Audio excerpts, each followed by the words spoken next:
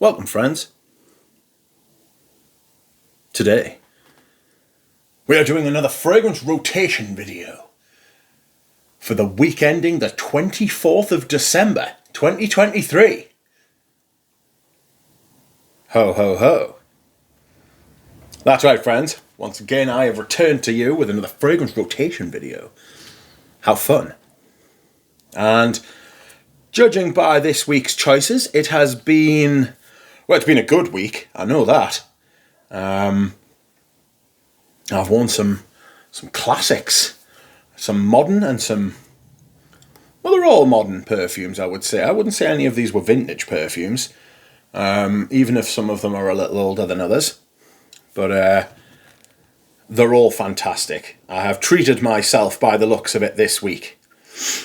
And so we will start. We will start at the beginning. And the beginning of the week I wore, Myrrh Ardente. You wouldn't think I'd love this perfume as much as I do, the way I throw it around like that.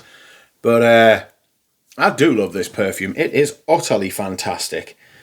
This is myrrh and vanilla and resins, and it's got a cola vibe, it's got a mint vibe, it's got a benzoine vibe, it's got a vanilla vibe. It's just generally vibing, and it's fantastic. I love it. Performance is brilliant. It's not linear, but it's not massively full of twists and turns and transitions. Excuse me whilst I hydrate. It's all different kinds of things. And one of the reasons I love it. It's just fantastic. I can't imagine ever being without it now. So this has been one of my favourite perfumes of the year. As you can see, I've only had it this year and I've put a colossal dent in it. Marvellous. Okay, next up, Tuesday. Tuesday I wore another perfume in a similar ilk. And this has melted my heart. I am loving this stuff. This is another perfume I've discovered this year. And I cannot begin to tell you how I feel about this perfume. It will be difficult. It will be difficult for me to review this, because whilst I've used quite a bit, that's only a 15ml. I've got another 15ml, and then I have a 100ml, which I managed to get for a bargain. So I was pretty pleased about that. It's chocolate, iris, a little bit of oud, musky, warm, just a generally beautiful thing, really. You know what I mean? I rave about it. Absolutely rave about it. As you will have heard and will continue to hear upon this channel, those bottles are very similar, even though they're like different brands and different sizes. How strange. Okay, next up, Wednesday. Wednesday I wore The Night by Frederic Malle. It's oud, rose, raspberry, saffron, incense, sandalwood type thing.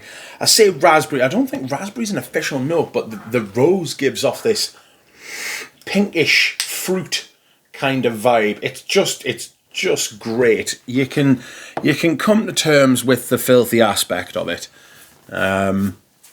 And once you do, there's a lot of perfume to enjoy there. It's a little ambery. It's very modern perfume, it feels like. Those three perfumes, all of these perfumes feel modern. Even, I think they're all from this century, actually, which is quite unusual for me. They are. There's none of these from before the year 2004, I think. Yeah. So this is a big oud rose thing. I've I've got this, and I've got Monterey by Dusita, and they kind of cover me for Oud Rose. Some people have entire collections consisting of Oud Rose, and if you like them and you want that, I'm happy for you. For me, that itch is scratched with those two perfumes. I can't think of any others that I've got that I like that, but one day I will review this. Unfortunately, I found this bottle. It was hiding in plain sight. That is usually the best place to hide things from me, right in front of us. Anywho, next Thursday, let me just... Thursday is one of my... It's an easy wear, but it's a good wear. And this is Dior's Patchouli Imperial. Look at the sheer massiveness of that bottle. It's a big unit. This is the pre-reformulation. Something a little bit green. The patchouli does a lot in here. It's a little bit green at the top, and then it becomes quite ambery and smooth and sandalwoody in the base. It's creamy, it's rich, it's fresh, but it's like dark. The performance is massive. I'm glad I have this gigantic bottle of it so I can just decant forever. And I do, and I lay it on thick when I wear it, actually, because obviously I've got a massive bottle of it, so I don't need to be light on the trigger, as they say. And that's what I wore on Thursday. Let's have a look. What's next? What comes up on Friday? Friday, another perfume. Dovetailed quite well. Oh God, I actually got a compliment on this. Would you believe? I was in the shop and a woman said, "My God, you smell lovely," and I was like, "That's outrageous." I don't get compliments. I think that's like the third compliment I've ever had. But this was Vanille Havane, would you believe, by Les Indémodables. It's like chocolate. It's dried fruits, it's vanilla, tobacco. It's beautiful. It really is a beautiful, beautiful perfume. It's probably the most hyped from the brand, even though I don't necessarily think it's the best from the brand.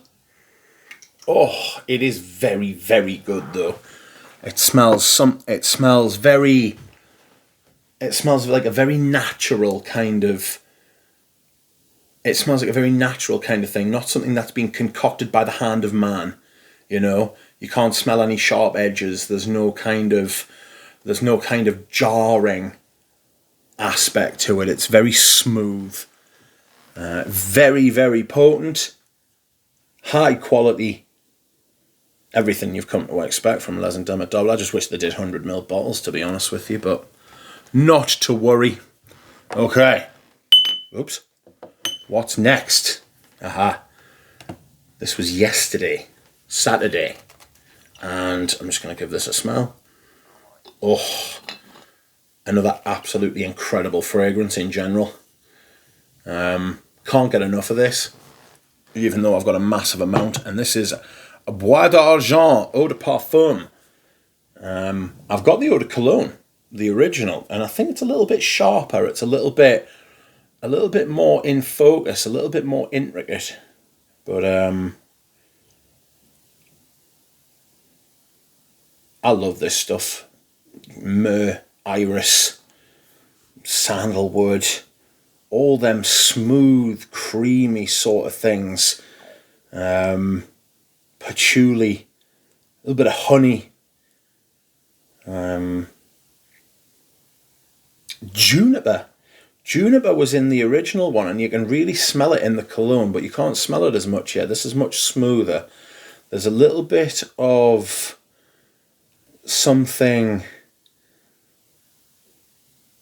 don't want to say incensey, maybe. It's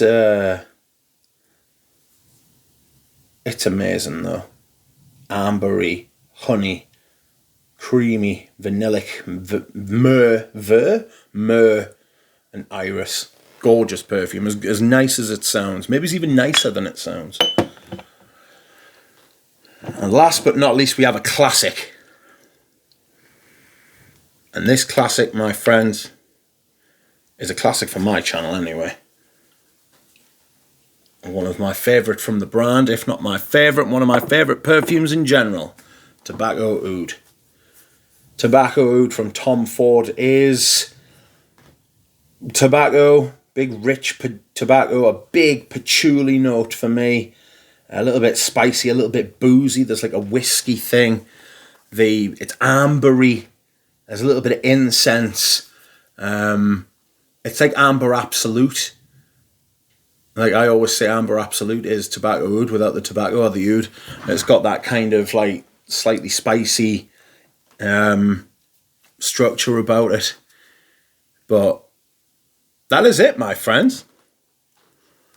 I will be back soon with another fragrance rotation, the last of the year, and I will see you then. Bye.